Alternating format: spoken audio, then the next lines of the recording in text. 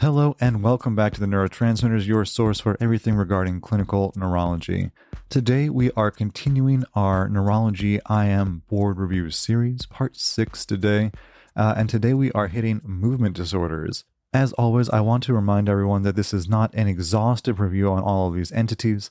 This is an overview intended to help people preparing for their internal medicine, in-service exams, or board reviews. With that being said, one of the main ways to differentiate different kinds of movement disorders is whether you have too much or too little movement. That is, say, hyper versus hypokinetic. So let's start with some of our hypokinetic, so people who have some reduced movements. The classic example of this is Parkinsonism, and you'll notice I say ism at the end there, because there are things that can have Parkinsonian features that are not Parkinson's disease. So Parkinsonism, we generally define as kind of slowing of movements, rigidity, resting tremors, postural instability. And since this is Parkinsonism, let's start off with Parkinson's disease. So the main acronym that people usually learn is TRAP. T for tremor at rest.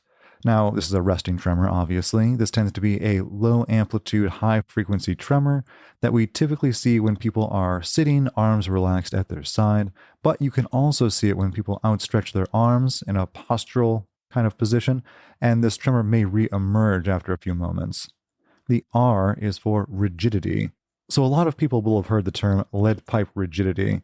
Now, I don't know about you, but I don't recall the last time I tried to passively bend a lead pipe with my own two hands. But that being said, the idea is that rigidity is not velocity dependent. It doesn't matter how fast or how slow you try and bend that lead pipe, you're going to get the same amount of resistance. And this is in contrast to spasticity, or what you'll sometimes see in older books as clasp knife spasticity. So if you've ever tried to open a pocket knife, many of them will have a little resistance to them, and then they suddenly pop open the rest of the way and stay open. Similarly, spasticity is a velocity-dependent resistance to passive movement. So the faster you move a limb, the more resistance you tend to get. Next is for akinesia or bradykinesia. And this is a reduction not just in the speed of a movement, but also in the amplitude of a movement. Some tests you might do during your exam to evaluate this would be finger tapping, having people open or close their hands, tapping their toe, and you do want to try and do this to a rhythm, so either tapping your foot or clapping your hands or giving them some kind of metronome to which you want them to adhere, so you can tell if they're slowing their movements a little more subtly. And lastly, we have P for postural instability, and this can manifest in several different ways. One of the classic ones is gait freezing. People will be walking and all of a sudden their feet feel like they're stuck to the ground. They just can't lift them off, and this can result in falls, obviously. Some situations that may trigger this are when someone is passing through a doorway, or when they're walking across a floor and it goes from carpet to a tile or vice versa. You will also see what's called on-block turning, so they will take many steps and they don't really turn their shoulders in advance of the rest of their body. You may also see a stooped posture. Sometimes this is called categorized, and this is a very stooped, forward-flexed posture of the trunk. And again, that acronym is TRAP, tremor at rest, rigidity, akinesia/bradykinesia, and postural instability. Now, there are other symptoms, of course. Some of those ones may include a masked face, right? So reduced facial expression, hypophonia, so their voice will become very quiet, micrographia, so their writing may become very small. Now, with Parkinson's disease, a lot of people end up fixated on the motor symptoms because that's what's easy to see. But there are many non-motor symptoms as well. Things that can come along with Parkinson's disease. As it progresses, you can develop dementia. There can be associated depression or anxiety, pseudobulbar affect or emotional incontinence. You can get sleep disorders, a common one being REM sleep behavior disorder, where people kind of act out their dreams. We'll talk more about that later. Autonomic dysfunction, also very common. Constipation, gut motility issues, sialorrhea, so drooling can become an issue, hyposmia, loss of smell, musculoskeletal issues, like we mentioned, the camptocormia, sometimes that can lead to back pain, poor posture. You can also develop dystonias, especially when we start getting on higher doses of treatments for Parkinson's disease. You can also get pain from rigidity, visceral pain, again, related to that constipation. So many things that you need to be aware of with these patients, especially as the disease progresses. In particular, I want to emphasize two big risks that you want to assess for in these patients. So one is depression screening. So making sure you're using a validated tool to screen for depression in these patients is appropriate. And the second are falls. We want to make sure that we're assessing gait on a regular basis in these patients. Now, one of the main tests that maybe not everyone does is something called a pull test.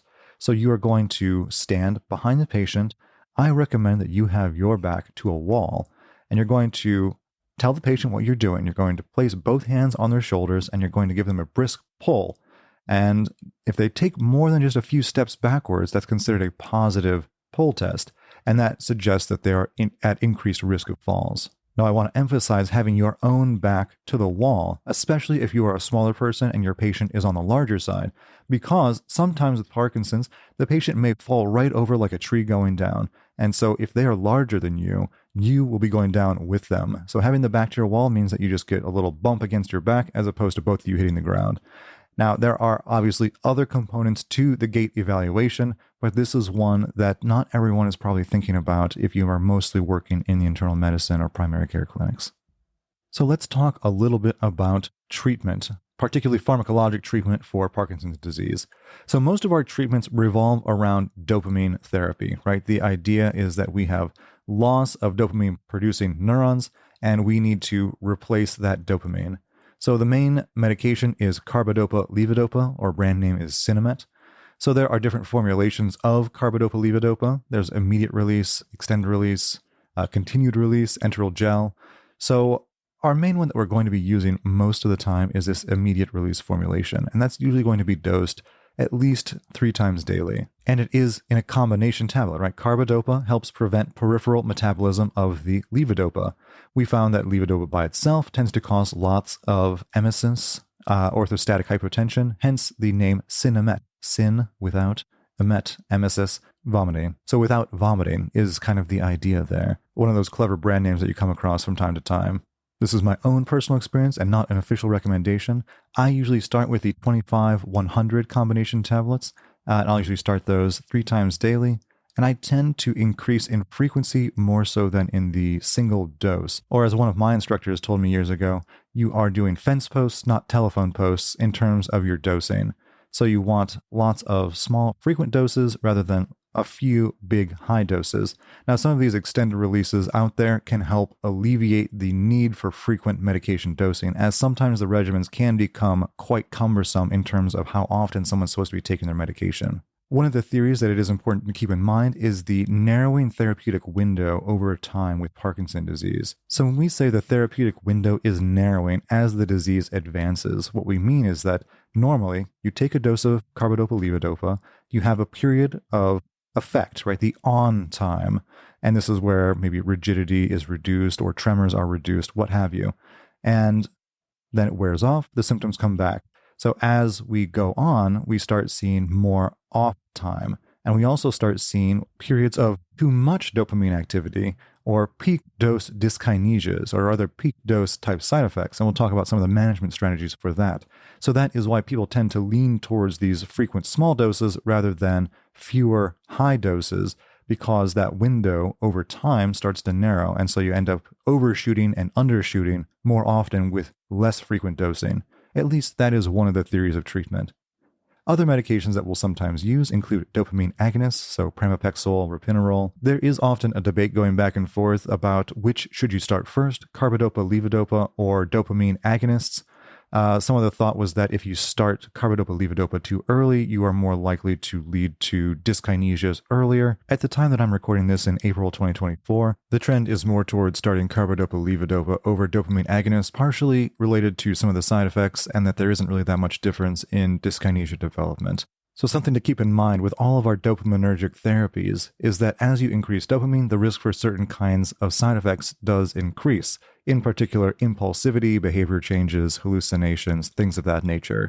With carbidopa-levodopa, we also see some risk for peripheral edema and orthostatic hypotension creep in as the dose goes up also. Another class of medications that are sometimes used are the catechol O-methyltransferase inhibitors, or COMT, and these are entacapone and tolcapone. Entacapone, the brand name is Compton, right? Another one of those clever brand names there. And this helps to prolong the levodopa effect, right? The idea is that it's kind of blocking that peripheral metabolism again. Another class are the monoamine oxidase type B inhibitors, or MAOI-Bs, and selegiline and rasagiline are the ones here. Now, I mentioned peak dose dyskinesias. That is to say, dyskinesias are excessive movements that tend to occur as the dopamine overshoots the therapeutic window. And one medication that is used are these glutamate NMDA antagonists, or amantadine.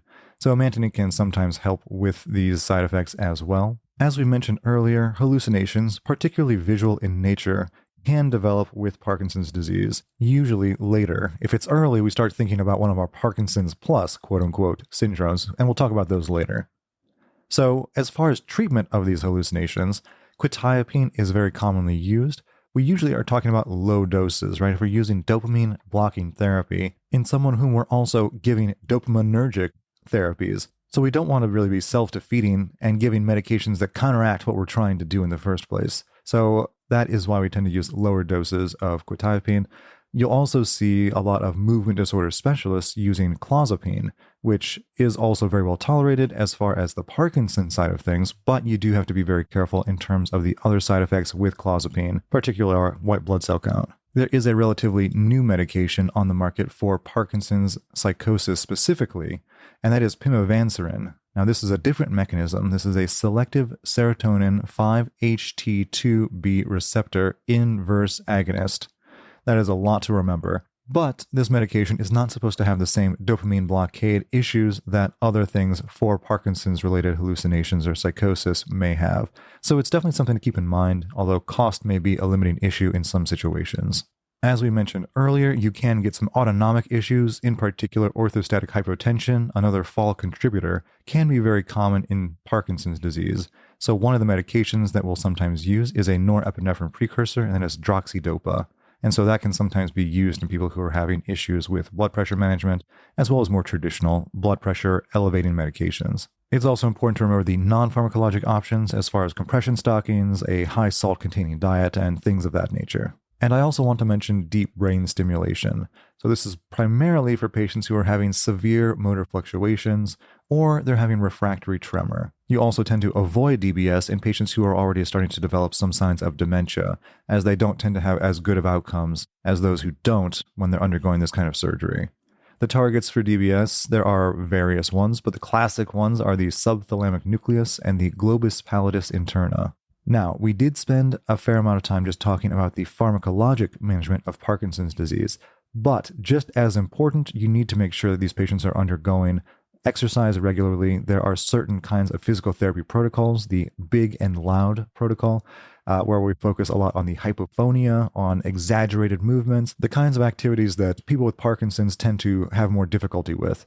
So it is important to take a multidisciplinary approach to these patients and focus on the basic things as well. And again, don't forget about those non-motor symptoms, so constipation, sialorrhea, or hypophonia, as these things can be quite disturbing to people's quality of life. Let's change gears slightly and talk about the Parkinson's plus syndromes. Now, these are often called Parkinson's plus, as they have Parkinsonism, plus an additional finding on exam or by history that makes you think this is just a little different than it should be. Now, there are a lot of different things that can go into the diagnosis of these different entities, but again, right, this is a more superficial look, and we're going to focus on just a couple salient points on each one of these that will hopefully identify them in the question stem or maybe even in real life for you. So first of all, we have progressive supranuclear palsy, or PSP. Now, the two things that you'll see sometimes in a question stem that should make you think PSP, if someone has had a relatively short duration of Parkinsonism, and they are falling a lot. So early falls is a big one. Now, another thing they may also mention is that there is impairment of vertical gaze, right? They supranuclear, can't move their eyes that well. So early falls, vertical eye movements, think PSP. Next up, corticobasal degeneration or corticobasal syndrome. So this tends to be more unilateral, and you tend to see on imaging, you might have atrophy of one hemisphere or one basal ganglia, and sometimes you'll see that they have the alien hand syndrome. So one hand is kind of doing its own thing and it feels like the patient can't control that hand. So it tends to be very unilateral as compared to a lot of these other syndromes. Although in the early stages of Parkinson's, you may have a more unilateral resting tremor, but this tends to be much more marked. You may also see something like associated neglect or sensory disturbances on the side that is affected as well in corticobasal degeneration. Multiple system atrophy, or MSA, this is characterized classically by a very prominent orthostatic hypotension. Lots of dysautonomia is the classic form. So MSA does come in 3 different subtypes: MSA-A for autonomic, MSA-C for cerebellar, and MSA-P for Parkinsonian. So the autonomic type obviously has more autonomics involved. They all do to an extent.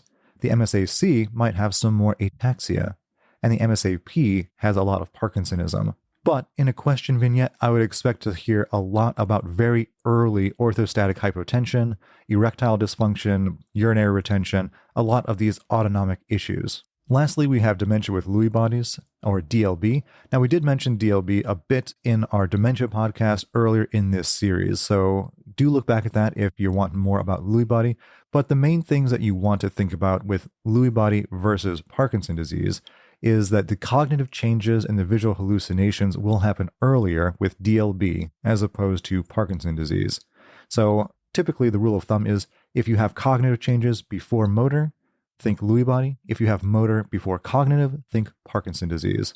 This is, of course, an oversimplification and it is a spectrum, but on the test, that's the best way to think about it. So hopefully by now you're getting the picture that just because someone may have Parkinsonism does not mean they have Parkinson's disease.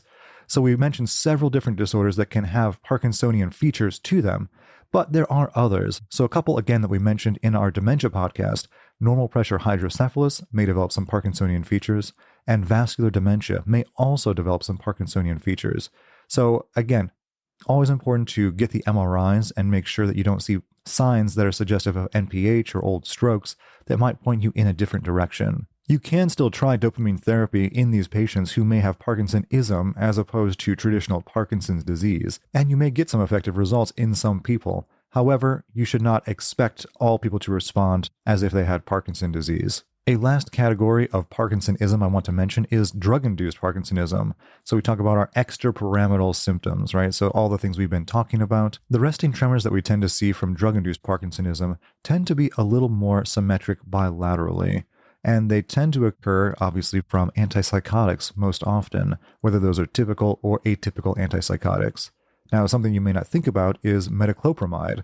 So we have a lot of folks in nursing homes who are on Reglan or metoclopramide for gut issues. And so it is important to remember this is very often a cause of drug-induced Parkinsonism. A test that can sometimes be useful if the clinical exam isn't pointing in a specific direction is a DAT scan. This can help differentiate a tremor due to basal ganglia dysfunction versus drug-induced, although certain medications can confound it, particularly some antidepressants. So you do have to look at the med list and come off of those medications for a couple of weeks if possible.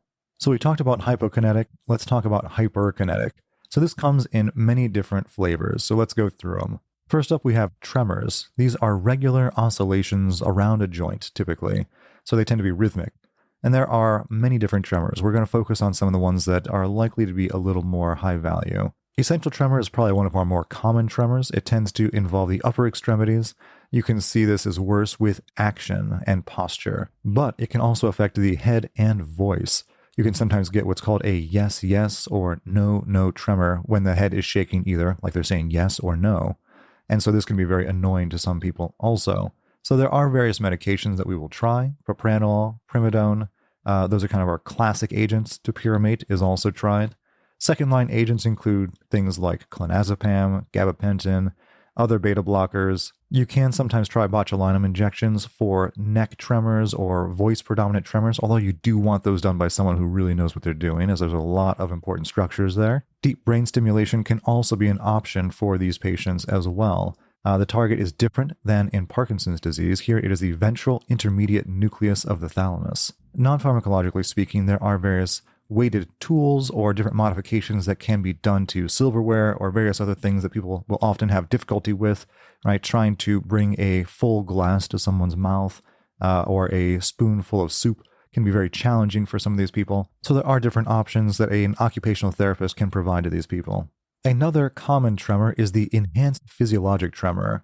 Now, everyone has a little bit of a shake to their hands if they're stressed or tired, and this tends to be worse with stress or anxiety or other kinds of medications, caffeine. So the treatment in these people is usually finding if there is any recent triggers or life changes that may be contributing to worsening of this tremor. So mostly you're counseling about sleep, stress, and caffeine intake. Another very common category are drug-induced tremors. This can be from a variety of different classes: beta agonists, so folks using their albuterol inhalers, people on lithium, valproic acid, amiodarone, glucocorticoids, different antidepressants like amitriptyline or fluoxetine. So there are many medications that can cause a drug-induced tremor. So if someone has a new tremor, you want to find out, have they been on any new medications that correspond temporally with the onset of that tremor? There are other tremors such as rubral or cerebellar, but those tend to be less common, so we won't spend too much time on them today. Moving on to dystonia. So dystonia is a slow, usually sustained twisting or posturing movement. A classic example would be something like torticollis or wry neck that is involving the cervical musculature. So dystonia comes in a few different categories as well. So there's focal, segmental, and generalized. So let's flip that around and start with generalized. These tend to be usually younger onset, often secondary to inherited, metabolic, or vascular causes. A classic example would be someone with a DYT1 mutation. You can also sometimes get what's called a levodopa responsive dystonia. So very often you will trial younger patients who are having generalized dystonia on levodopa to see if they have any benefit from it. We're going to skip over segmental dystonias a little bit, as they're somewhere in the middle, and we're going to talk about focal dystonias, as we tend to see these a little bit more often in adults. So again, the classic is cervical dystonia or torticollis, and with cervical dystonia, you can sometimes get a dystonic tremor. A dystonic tremor is somewhat unique, as it tends to be worse when they look one direction, and then you can kind of, as they move through their range of motion, find a null point. That is a point where the tremor tends to go away. And so this is very suggestive that there is an imbalance in the muscle activity in the sternocleidomastoids or one of the other cervical muscles that might be pulling one way or the other. So if you can find that null point, that is also very suggestive. A lot of these people will also have a sensory trick, such as like touching their chin or resting their ear on their hand or something like that, that may also help briefly attenuate that feeling that their neck is pulling in a direction.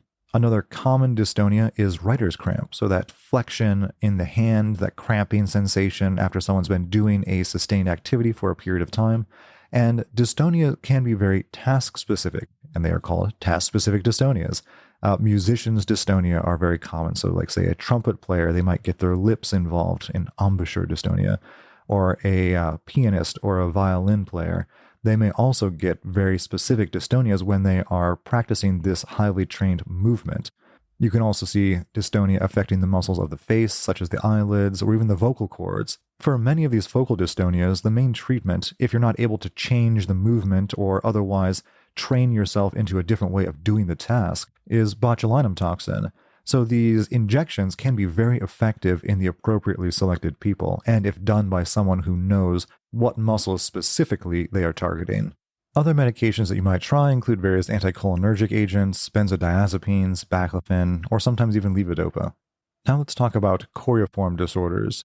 So a lot of people talk about chorea, athetosis. A lot of times they get smooshed together and we call it choreoathetosis, as you get these flowing types of movements that are sometimes described as, quote, dance-like. And there can be a lot of different causes of these types of movements. The classic prototypical one is Huntington's disease. Huntington's is associated with a CAG trinucleotide repeat, and there is a lot of genetic counseling that goes into deciding whether or not you should be testing for someone who is pre-symptomatic. We're not going to go into that really right now, but if there is a family history, especially if it is happening at younger generations, right, we get that anticipation generation to generation. That is a very useful tip. Even if that initial genetic testing comes back negative, but it looks a lot like Huntington's, there are Huntington's-like syndromes, so sometimes different kinds of genetic panels may be appropriate. As mentioned, there are many other causes of chorea. Certain medications may trigger it, different endocrine abnormalities, certain metabolic abnormalities such as severe hyperglycemia, that can sometimes trigger some movement abnormalities. The classic example for infection is streptococcal infection, so Sydenham's chorea with rheumatic fever. You can also see it with different autoimmune conditions such as lupus, and it is also described in pregnancy. Next up is myoclonus. These are brief, shock-like, jerky types of movements. They do not tend to be rhythmic like some of our other movements. And I would say in the hospital, these are one of the ones that we are seeing most often. A lot of times when I'm consulted for a, quote, tremor, it is very often myoclonus and or asterixis, or negative myoclonus.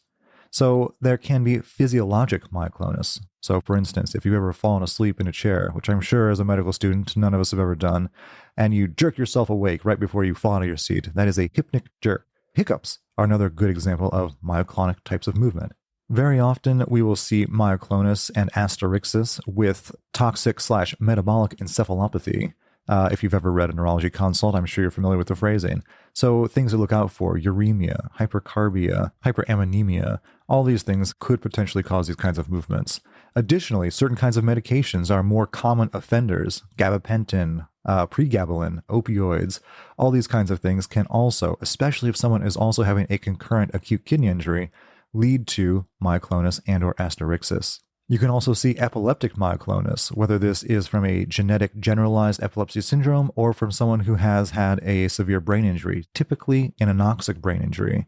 So very often we will see these kinds of movements, and the question is, are these seizures, are these subcortical, with cortical commonly understood to be epileptic and subcortical not having associated EEG abnormalities with the movements themselves. Generally, when we have myoclonus in the post-cardiac arrest period with a suspected anoxic brain injury, it is a poor prognostic indicator. However, there are some exceptions.